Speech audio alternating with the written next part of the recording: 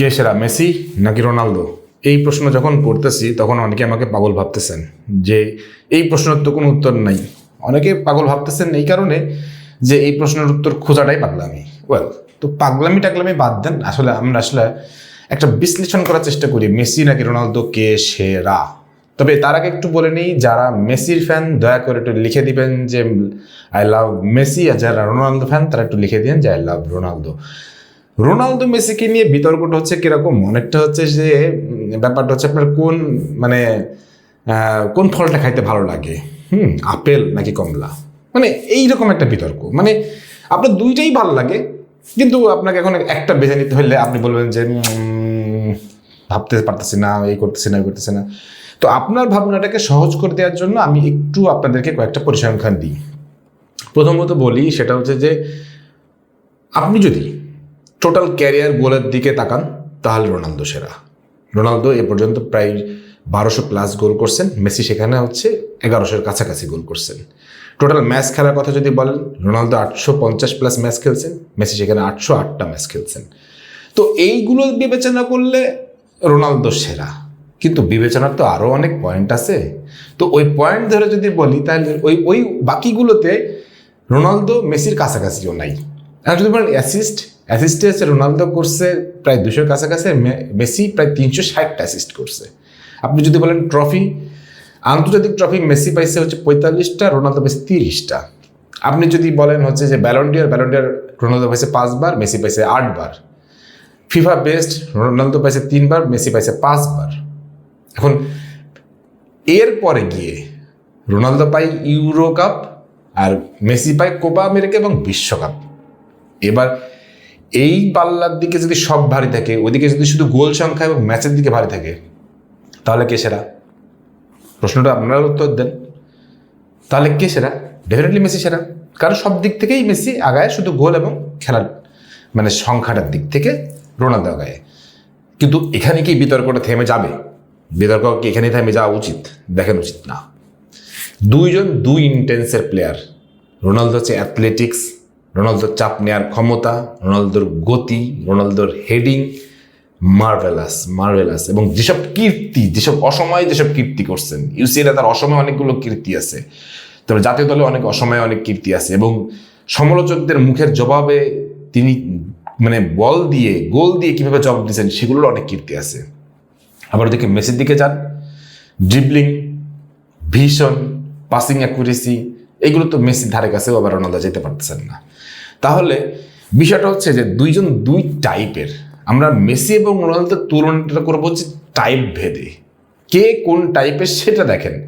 একজন হচ্ছে একদম মানে পিওর অ্যাথলেটিক্স আইডল, আর একজন হচ্ছে পিওর ট্যালেন্টেড আইডল।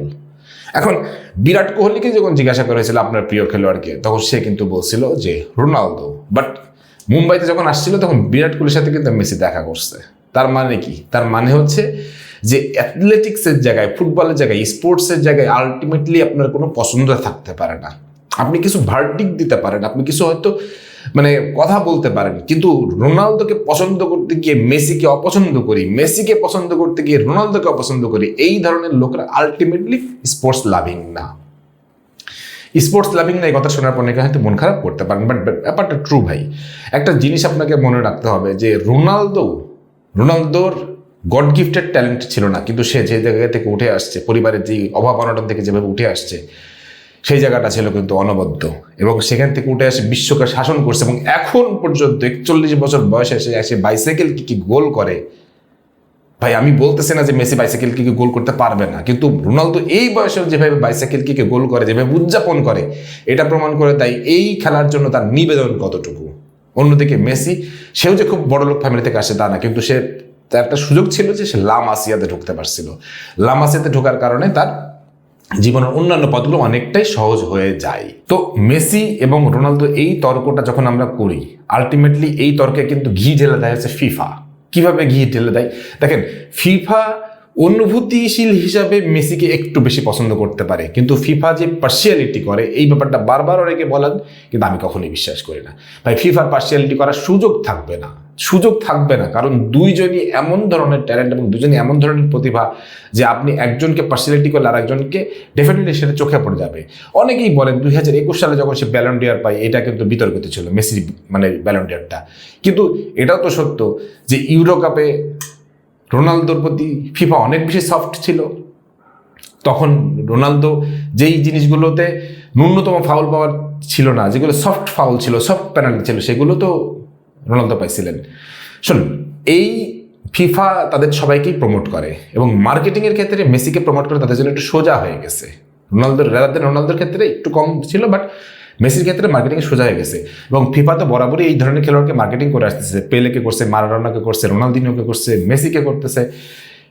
রোনালদোর প্রতিও ফিফার একটা ভালো ইয়ে ছিল। সো ওই জায়গা থেকে আপনার অনুভূতিশীল হিসাবে দেখলে হয়তো মনে হবে যে ফিফা কিছুটা পার্সিয়ালিটি করে, বাট আলটিমেটলি পার্সিয়ালিটি করে না। আর ব্যালন ডি'অরের ভোটের কথা বলতেছেন, ভাই ব্যালন ডি'অরের ভোট তো ফিফা দেয় না, ব্যালন ডি'অরের ভোট দেয় সাংবাদিকরা কি বলতে পারবে ফিফা যে আপনি অমুককে ভোট দেন?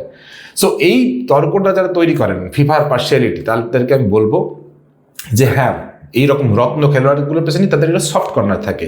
বিশেষ করে মেসির লাস্ট বিশ্বকাপ জয়ে যেগুলো পেনাল্টি ছিল, এগুলো প্রায় অনেকগুলোই বিবেচনা করে দেখা যাবে সফট পেনাল্টি ছিল, কিন্তু ফিফা মেসির কারণে দিতে বাধ্য। কারণ কি, মেসি এমন একটা ক্যারেক্টার যে জায়গাটায় আপনি ন্যূনতম সুযোগ থাকলে সেটা দিতে হবে আপনাকে। রোনালদোর ক্ষেত্রেও তাই হয়, ইউরো কাপেও তাই ঘটছিল। সেই জন্য বলতেছি এই তুলনাগুলো বা এই তর্কগুলো করা মানে হচ্ছে আমরা আসলে আলটিমেটলি স্পোর্টস থেকে বেরোয় যে ব্যক্তিগত রেশারে সেটাকে পছন্দ করতে চাই। তো এখন বিষয়টা হচ্ছে যে মেসি রোনালদোর এই তর্ক নিয়ে আমরা যখন কথা বলতেছি, এই জায়গাটায় আমাদের একটা জিনিস বলতে হবে যে আমাদের সৌভাগ্য যে আমাদের জীবদ্দশায় আমরা মেসি এবং রোনালদোকে খেলতে দেখছি, একসাথে খেলতে দেখছি, এল ক্লাসিকোতে খেলতে দেখছি। সো এই দুইজন যা যা মানে রেকর্ড করছেন, মানে তাদের কীর্তি করছেন, এইগুলো ভাই চোখে দেখে যেতে পারছি, এটাই শান্তি, এইটুকুনি শান্তি থাকেন, তর্ক বিতর্ক করেন না। কিন্তু এখনো আমার কাছে মনে হয় ক্রিশ্চিয়ানো রোনালদোর হাতে কি একটা বিশ্বকাপ দেখা যায় না? এই যে 2026 বিশ্বকাপটা কি ক্রিশ্চিয়ানো রোনালদোর হাতে দিতে পারবে? এই যে পর্তুগাল এবং সোনালী প্রজন্ম যেটাকে বলছি আমরা, দুর্দান্ত একটা দল হচ্ছে পর্তুগাল, এই দল কি মেসির মতো করে কি রোনালদোকে একটা বিশ্বকাপ উপহার দিতে পারবে? যদি বিশ্বকাপটা পেয়ে যায় রোনালদো, তাহলে কিন্তু এই তর্কটা আর কখনোই উঠবে না। তখন দুজনকে এইভাবেই আপনাকে মাপতে হবে, 1-2 করার সুযোগ আর পাবেন না। যদিও এখনও নাই, তারপরও ওই বিশ্বকাপটাই শুধুমাত্র একমাত্র রোনালদোর অধরা, যেটা মেসি পাইছে কিন্তু রোনালদো পায় নাই। এই ব্যাপারে আপনাদের মতামত জানতে চাই। সবাই ভালো থাকেন, সুস্থ থাকেন, আল্লাহ হাফেজ।